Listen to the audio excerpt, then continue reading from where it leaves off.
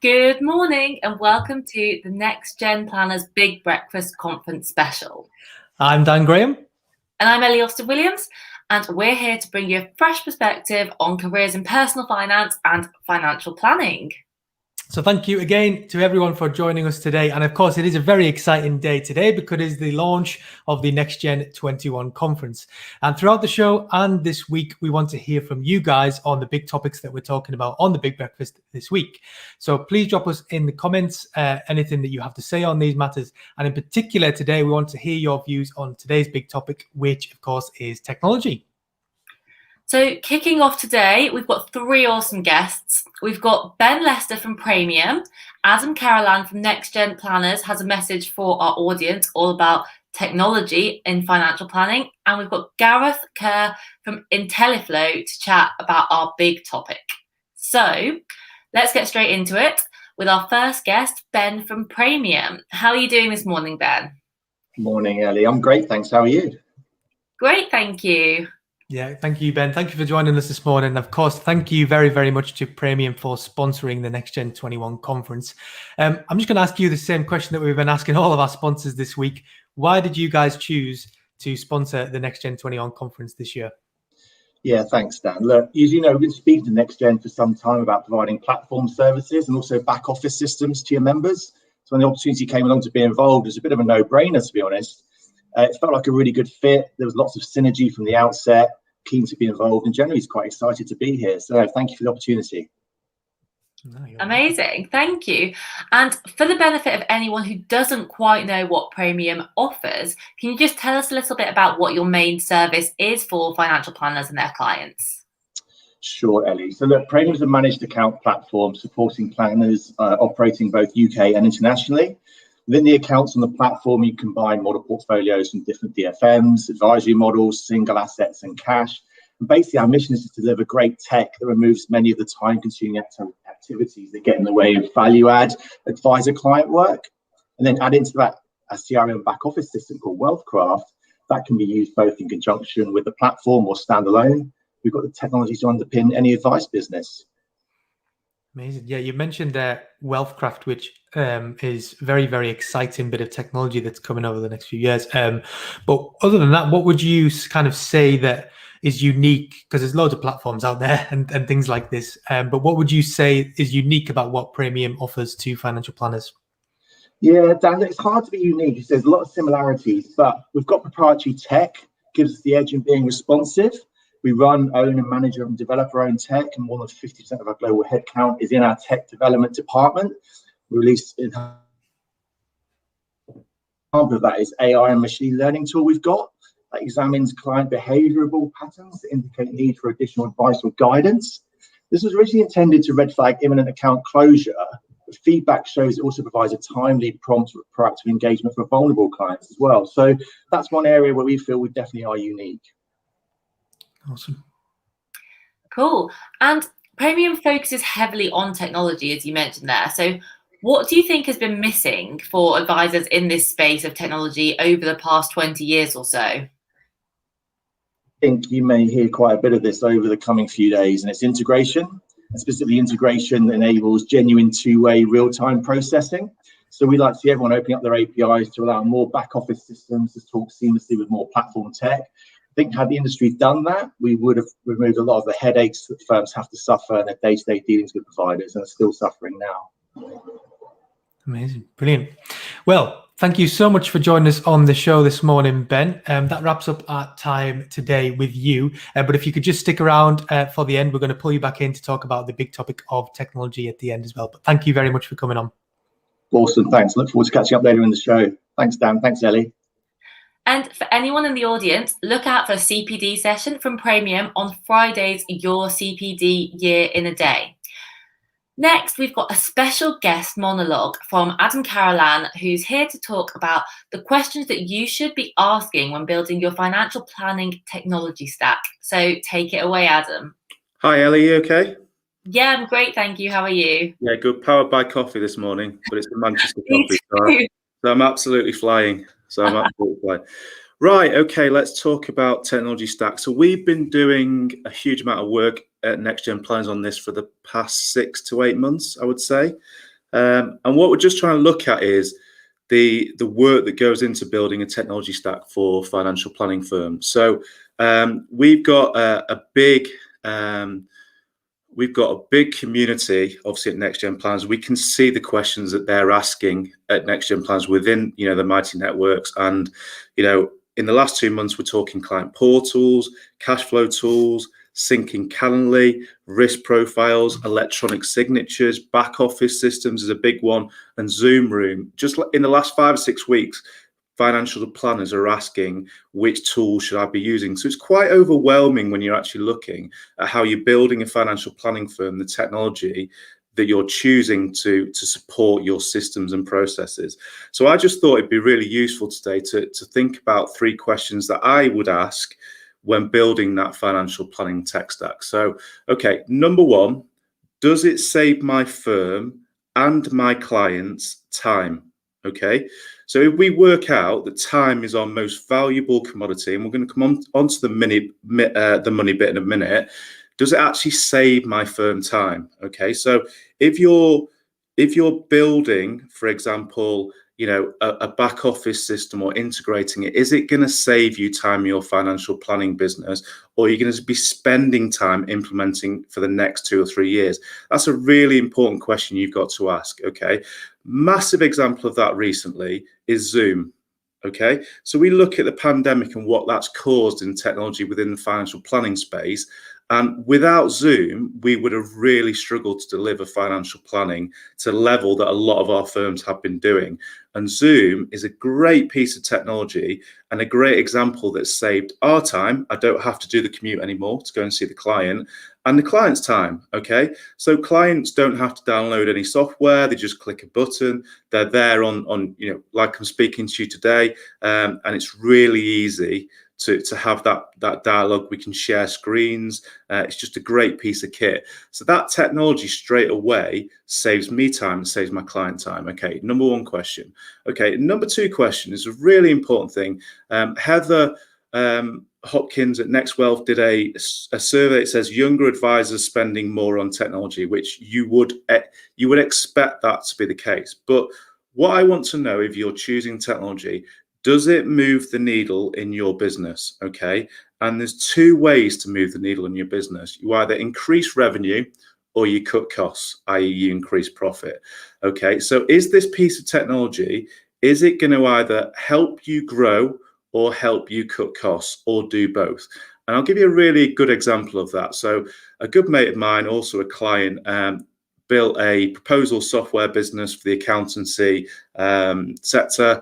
And his specific niche was helping accountants have better conversations about how to increase the revenue in their business, how to increase their fees. That all the pitch that he did was around increasing the fees, and the technology enabled the accountancy firms to have those conversations. So, that is a really valuable piece of technology that is helping firms increase revenue in their firm. So is that piece of technology, when you decide to use it, going to either increase your revenue or cut your costs? That's an absolute must. Okay.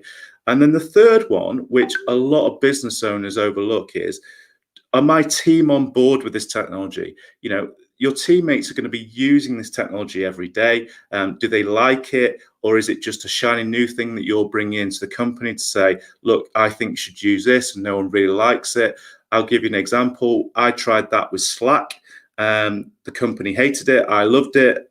We had to ditch it in the end because they just couldn't get their head around the constant communication that Slack brings. So just bear in mind that other people in the firm that are going to use technology, and everyone has to be bought in. That's particularly important when you look at back office systems and, cash flow planning systems. So are they going to have the training, the support, and the infrastructure to use that technology? That's really important. Okay. So you got those three questions, and then I've got a question for you to think about when you're thinking about technology. And there's no right answer here. Is, as a firm, are you going to be great at relationships, not so great at technology, or great at technology and not so great at relationships? And I want you to think about technology firms or technology services that you are currently using, and think about, scoring those firms at how good they are at technology or how good they are at relationships. And I would argue that we need to start with the relationship bit here, because we're the trusted advisor, and the technology needs to back up. We don't need to overwhelm people with technology, and the technology is getting better. But when you're allocating your time and resource in your company, are you better allocating it towards looking at all these shiny new things with technology, or actually getting better at dealing with your clients, building relationships, time in front of clients? Okay, and obviously technology can enable that. And the last comment I would say is everyone struggles outside the financial planning sector. Okay, so we talk about back office systems not integrating, practice management systems not working. I'm in a WhatsApp group with 200 agency and tech business owners, and all they ever moan about is their practice management systems not working. Okay, so it's very similar to what I see in the financial planning space. So it's not just our space that struggles with integration and technology, it's every sector that struggles with that. And hopefully it changes, but it just feels we're not quite there yet in terms of technology and integration. Okay. Brilliant. Thanks so much, Adam. I'm sure we'll be seeing plenty of you over the next few days, won't we? Yeah. Yeah, I believe so. Yeah. Thank you, mate. Okay. Cheers, mate. Thank you so much for that. And that was super interesting from Adam. Now it's time to get onto our big breakfast, big topic. And today we're talking all about technology. And joining us to kick off this segment, we have Gareth Kerr from Intelliflo. Hi, Gareth. Hi, Ellie. Hi, Dan. Good morning. Good morning. Thank you very, very much for joining us this morning, Gareth. And of course, we were saying beforehand, you didn't even know this morning that you're going to be launching the whole NextGen 21 conference this morning, which is something very, very special, isn't it? So thank you so much for joining us. And as Ali mentioned there, today's big topic is technology. And we mentioned there that you work for Intelliflo, which is a technology company in financial planning. And technology is a massive topic, and it's very, very wide ranging. But can you just kind of tell our audience what it is that Intelliflo specializes in? Yeah, absolutely. And thank you for having me on this morning. So Intelliflo provides technology solutions for advice businesses, in short. What that means really in terms of the detail, we've had the practice management system, Intelliflo Office, in the market now for over 16 years, and that's grown to over 25,000 end users across 2,500 plus firms, so huge scale. That's in the UK alone. We are adding now to the UK offering, so we've currently got a cash flow tool as well, which is I4C. That'll be shortly rebranding to Intelliflo Planning, and more tools coming on the horizon. There's a portfolio management tool that we're looking into as the next step, and then more and more solutions coming over the next couple of years. So ones to keep your eye out for. We're also expanding into new territories. That'll be starting with the US and Australia. So a lot going on, quite exciting at the moment. Yeah, very busy. Absolutely. Yeah, that all sounds very exciting. And what would you say are the main benefits for advisors using back office systems with their clients?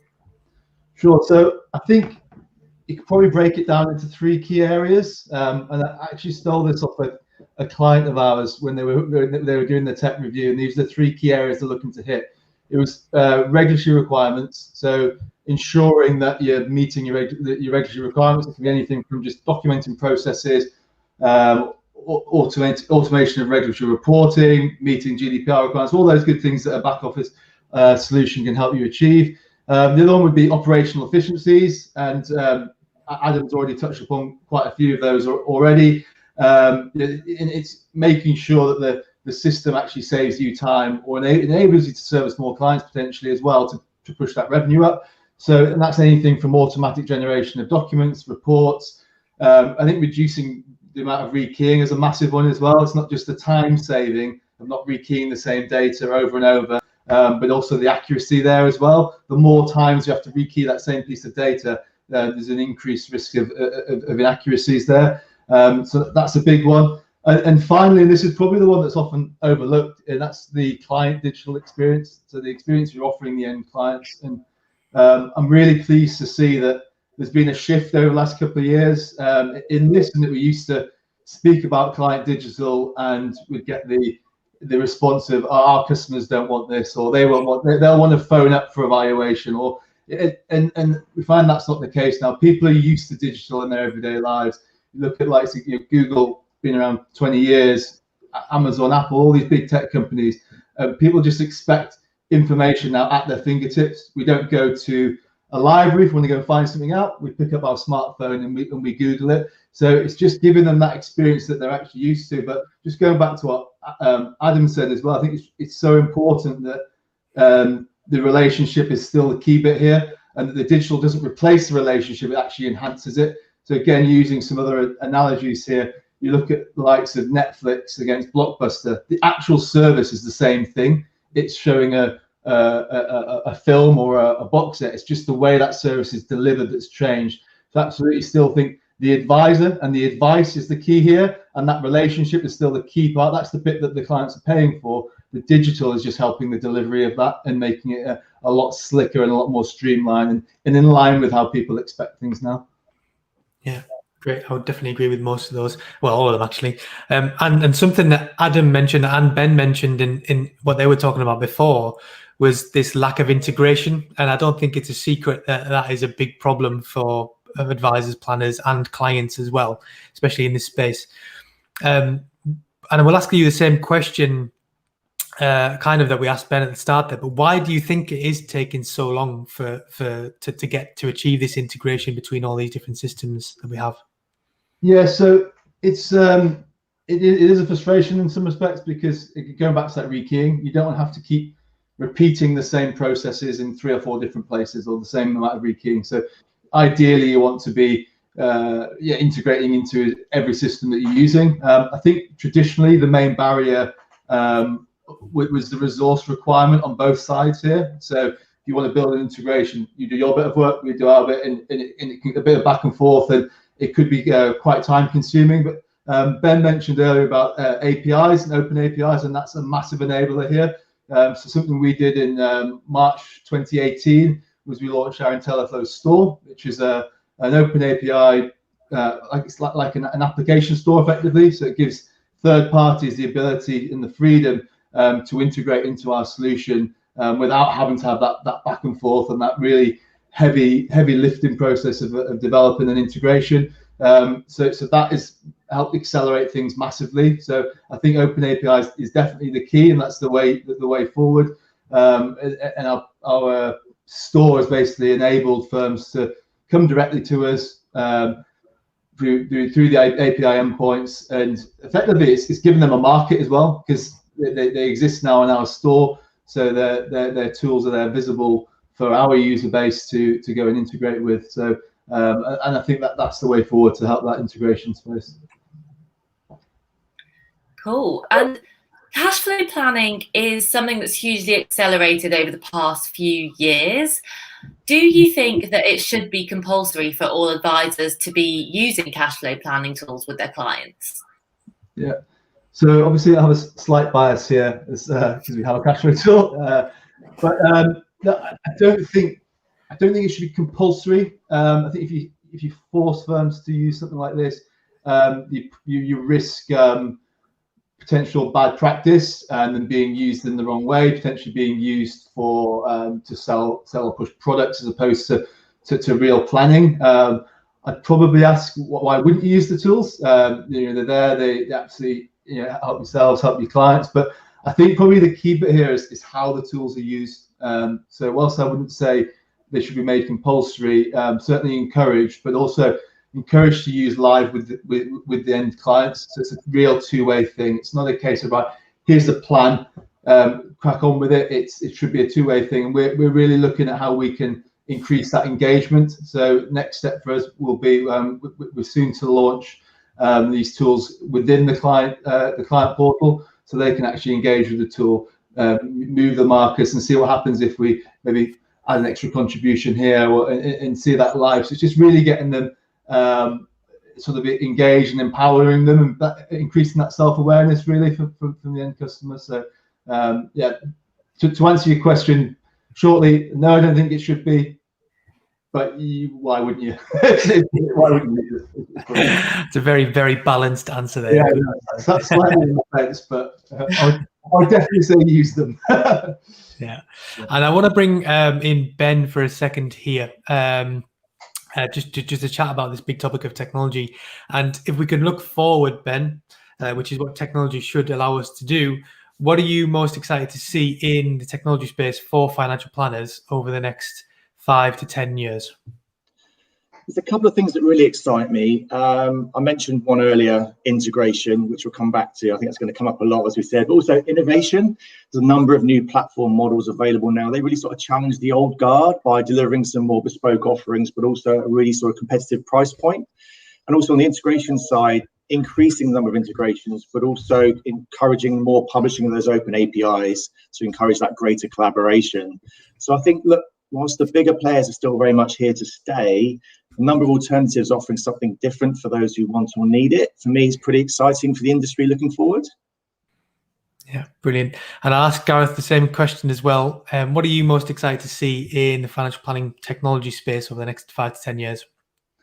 Yeah, so for me, I think going back to Adam's point again about sort of how it can save time, save costs, and the knock-on effect of basically enabling advisors to service more clients and ultimately reduce that advice gap. And personally, I see quite a big emotional attachment to this with close family members approaching retirement, where without having probably had that financial plan in place as early as it should have done. So I think it's really important if technology can help open up advice or guidance to people when they need it, as opposed to necessarily when it can be afforded, or when I think that's massive, and I think technology can play a huge part in that process. So that's the main one for me. In terms of just excites me, I think I'm a bit of a tech geek really, so I quite like the innovative stuff that I don't even know I want right now. So if you look at like some Apple and the things that they're always bringing things out that you never really knew you wanted.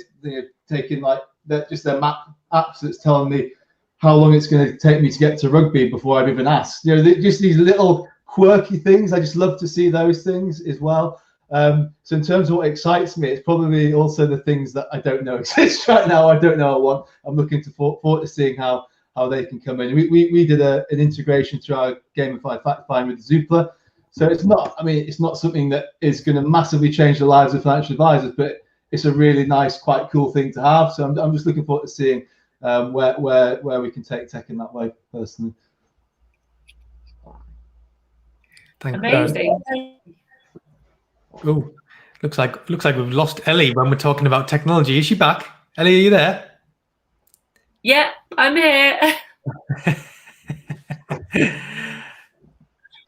Yeah, so thank you so much. Thanks, Gareth, for coming to talk to us about this topic today. And thank you, Ben, so much for being our guest. And, of course, to our own Adam Carolan for dropping in. Yeah, so here we go. Everyone who has bought a NextGen 21 conference ticket, you should note that it's starting in 6 minutes' time. And if you want access to this, of course, you go onto the NextGen 21 website and put in your password and then go to the South Africa page, because that is where we're starting off this morning. So thank you all very, very much for joining us this morning. We hope you have a fantastic next few days. Of course, we are live again tomorrow morning with the big breakfast at 8:30. And tomorrow, the big topic is mental health. But have a fantastic few days. Thank you so much for everyone for joining us, and to you, Ellie. And we'll see you all tomorrow. See you later. Bye.